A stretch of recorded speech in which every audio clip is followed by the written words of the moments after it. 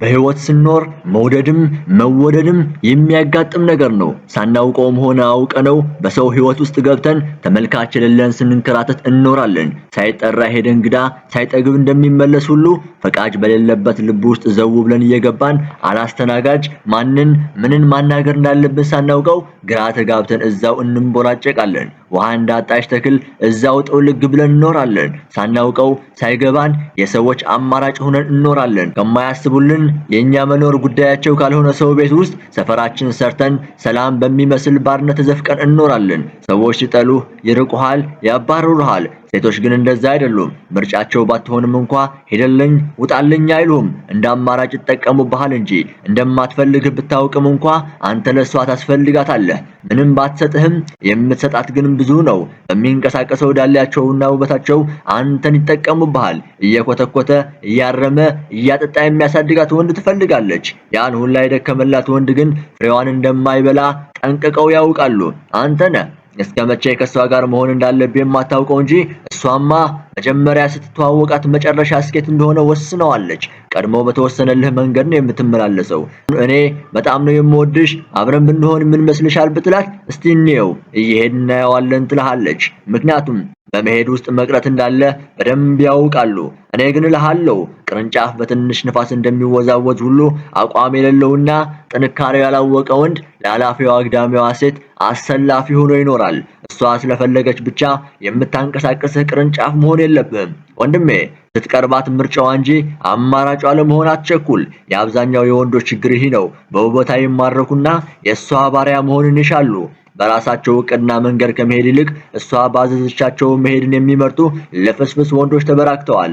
ተፈጥሮ በለገሰቻቸው በወንድነት ጥንካሬ ከመማረክ ይልቅ ስጋ እንዳየ ውሻ ስርስር ማለትን ያበዛሉ። ዋናው ጥያቄ ግን እሷ በኔ ልብ ውስጥ ምን ያክል ቦታ አላት ሳይሆን እኔ በሷ ልብ ውስጥ ምን ያክል ቦታ አለኝ የሚለው ነው።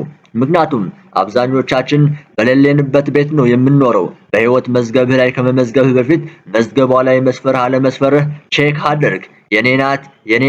የኔ ናት እያልኩ ጉራህን የምትነፋላት ቼክ ብትደረግ በሷ ህይወት ውስጥ ምንም ልትሆን ትችላለህና።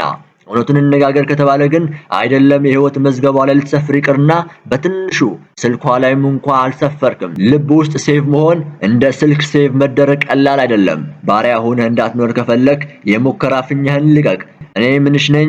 የእውነት እኔ ባንቺ ህይወት ውስጥ ዋጋ ያለኝ የማልተካ ነኝ ወይስ ተራ ነኝ ብለህ ጠይቃት። መንገድ ያማረ እንዲሆን ከሷ ጋር ያለህን ቀረቤታ ስም ይኑረው። ግለጻት ብትባል የምትገልጻት መሆን አለባት። ምክንያቱም የማያድሩበት ቤት አያመሻሹበትም እንደሚባለው ከሷ ጋር ያለህ ቀረቤታ ስም መስጠትህ ካላስፈላጊ ሩጫ ይታደጋል። ደግሞ የሌለህበት ቤት ላይ ሆነህ አትፎክር። ሰሚ የለህም። በሰው ህይወት ውስጥ አንተ ስለፈለክ ብቻ መኖር አትችልም። ስትፈለግ ነው መኖር የምትችለው። አማራጯ መሆንህን ካወቅ አትለምናት። ፍቅር በልመና አይጸናምና። አንተ ግን እንደ ንጉስ ሆነህ ገብተህ እንዳሽከር ሆነህ እንዳትኖር ጠይቅ።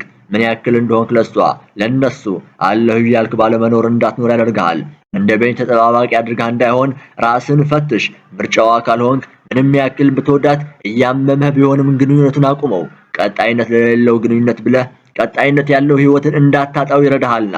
ማንም ሰው በጀመረው ላይ ቀጥል ይችላልና ለከፈልክበት መስዋዕትነት ብለህ ሌላ መስዋዕትነት አትክፈል። ለምሳሌ ፍቅረኛ ባለ ሱቅ ብትሆንና ደውላ እስቲ ወደ ሱቅ ብቅ በልና አንድ ሁለት እያልን ስለ ፍቅራችን እናውራ ብትልህ አይንህን ሳታሽ በእርግጠኝነት ትሄዳለህ። አይደለምና ብላ ድሮም መከተል ለምዶብሃል። ከዛ ሄደህ የፍቅር ረሃብህን አስታክሰህ በደስታ እየፈነደክ መጣህን በል። ታዲያ አሁን አንተ ከሷ ጋር ተጫወትክ ነው የሚባለው ወይስ ተጫወተችብህ? አንተ የታየህ እኮ መጫወት ነው። አልተረዳህም እንጂ መጫወቻን ያደረገች ቀድሞውኑ በሜዳዋ እንጂ በሜዳህ አይደለም የተጫወትከው። ሄድክባት እንጂ አልመጣችብህም። ሁለት ለባዶ ነው የቀጣች። እሷ ለአንተ ልትሆን የሚገባ አንተ የሆንክላት ነው ያለው። የገዥነትን ስልጣንህን አሳልፈ ሰጥታታል። ደግሞ መጫወትና መጫወቻ መሆንን ለያይተያቸው እንጂ የምን መጃጃል ነው? ና ስለተባልክ ብቻ የምትነዳ ጋሪ ነህ እንዴ?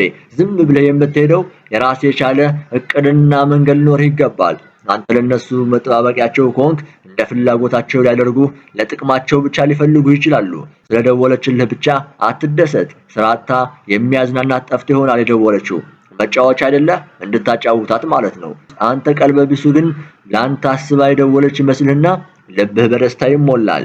ግን የደወለልህ ሁሉ እኮ አይወድህም። እመነኝ፣ ቀድመህ ካልነቃህ የጊዜ ጉዳይ ነው እንጂ እንደ ካርድ ፍቃ ተጠቅማ ትጥልሃለች። ራስን ለራስህ እንኳን እንዳትጠቅሞ ታደርጋለች። ስለደወለችልህ ብቻ ትደሰት። ስራታ የሚያዝናናት ጠፍቶ ይሆናል የደወለችው። መጫወቻ አይደለ እንድታጫውታት ማለት ነው። አንተ ቀልበቢሱ ግን ላንተ አስባ የደወለች መስልህና ልብህ በደስታ ይሞላል። ግን የደወለልህ ሁሉ እኮ አይወድህም። እመነኝ፣ ቀድመህ ካልነቃህ የጊዜ ጉዳይ ነው እንጂ እንደ ካርድ ፍቃ ተጠቅማ ትጥልሃለች። ራስን ለራስህ እንኳን እንዳትጠቅሞ ታደርጋለች። አንድ ካርድ ለአንድ ጊዜ ብቻ ነው የሚያስፈልገው። አንድ ጊዜ ከተሞላ ሌላ ሰው አይሞላውም። ልሙላው ብትልም እንኳን ጊዜህን ከማባከን ውጭ ምንም የምታመጣው ለውጥ አይኖርህም። አንተ የምትኖረው አንድ ህይወት እንጂ ልክ እንደ ልብስ የሚቀየር ህይወት የለህም። ማንም ሰው ፍቆ እንዲጠቀምብህ እንዳትፈቅድለት። ውስጥህን መጥምጣ ከጨረሰችህ በኋላ ለምንም እንዳትጠቅም አድርጋ ትጥልሃለች። ጭንቅላት ያለው ጭንቅላት እንደሌለው ሰው ቀፎውን ታስቀርሃለች። ባዶ ቤት እንደሚያስተጋባው አንተም ከመንቀሳቀስ ውጭ ህይወት እንዳይኖርህ ታደርጋለች። በነቀዝ የተበላ እህል ክብደቱ እንደሚቀል ሁሉ በአማራጭነት የተያዘ ሰውም ክብደቱ ይቀላል፣ ዋጋው ይቀንሳል። ምንም ያክል ብትወዳት ብታፈቅራት ከራስህ በላይ ላለመውደድ ግን ሞክር። እንዳትቆጣጠር አንተ ራስህን ተቆጣጠር። ሴት ልጅ አይደለም እንድትቆጣጠር ስልጣን ሰጥታት ይቅርና እንዲሁ በተፈጥሮ ከባድ ፍጥረት ናት። ያ የጥንካሬ የመሪነት የአስተዳዳሪነት ኃይልህን አሳልፈህ አትስጣት። አለበለዚያ ደካማ ጎንህን አውቃ ትጫወትብሃለች። የሷ ምርጫ መሆንህን ባረጋገጥክ ሰዓት ቀጥል እንጂ ባልተማመንክባት ልጅ መንገድህን እንዳትጀምር። አንድ ኖት ልንገርህ፣ ሴቶች በባህሪያቸው ቅርብ ወራጅ ናቸው። ምቾትን እንጂ መሰቃየትን፣ መጎሳቆልን፣ ማጣትን አይፈልጉም። አንዲት ቅርብ ወራጅ ለሆነ ሴት ብለህ እንዴት የወደፊት ህልምህን ያክል ባንድ ጀንበር ትቀጫለህ? ምናልባት እሷ ለማስተዳደር የማትችልበት ደረጃ ላይ ከሆንክ አብረህ ላትጓዝ ሁሉ ትችላለች። አንተ ግን ምንም ያክል መንገድህን ብትጠላውም ትቀጥላለህ። እመነኝ፣ ከችግርህ ከድህነትህ ጋር አብራ የምትቀጥል ሴት የለችም። ሴቶች እንደ አማራጭነት የሚጠቀሙብህ ከአንተ የተሻለ ወንድ እስኪያገኙ ድረስ ነው። አንተን እንደ ማሸጋገሪያ ድልድይ ነው የሚጠቀሙብህ። የተሻለ ወንድ እስክታስተዋውቃቸው ማለት ነው። ንፍጣቸውን እስክትጠርግላቸው፣ ዘመናዊነትን እስክታሳያቸው ድረስ አብረው ይቀጥላሉ። ፍቅረኛህን ከጓደኞች ጋር ስታስተዋውቃት ተጠንቀቅ። እነሱ ካንተ የተሻለ ነገር ካላቸው ከነሱ ጋር የማትሆንበት ምንም ምክንያት የላትም። ቀለል አድርገው አንድ የማትስ መምህር ማስተማርነቱ ቢያቆምና ከ10 ዓመት በኋላ ብትጠይቀው ትዝታው እንጂ ዕውቀቱ ይጠፋል። ከሷ ጋር አንድ ጊዜ ጋፕ ከፈጠርክ አንተን የሚመስል ሌላ ሰው መተካት ትችላለች። እመነኝ፣ የእውነት የሴት ልጅ ምርጫ መሆን ከባድ ነው። እንደ አማራጭ የተጠቀመችብህ ከምትኖር ባትኖር ይሻልሃል። እኔ የምነግርህ ነገር ቢኖረኝ እሷን ወደ ራስህ ከማምጣትህ በፊት መጀመሪያ አንተ የምትመች ሆነህ ተገኝ። በዛፍ ስር የማይጠለል በመቀመጫ ላይ የማይቀመጥ ማንም የለምና በኋላ ጥሩ ማረፊያቸው እንድትሆን ተመሻሽተህ ተቀመጥ። አሁንም ቃሉን ደግምልሃለሁ፣ ምርጫዋ እንጂ አማራጭ አለመሆን አትቸኩል። አንተ እኮ መሪ እንድትሆን እንጂ ጋሪ እንድትሆን አልተፈጠርክም።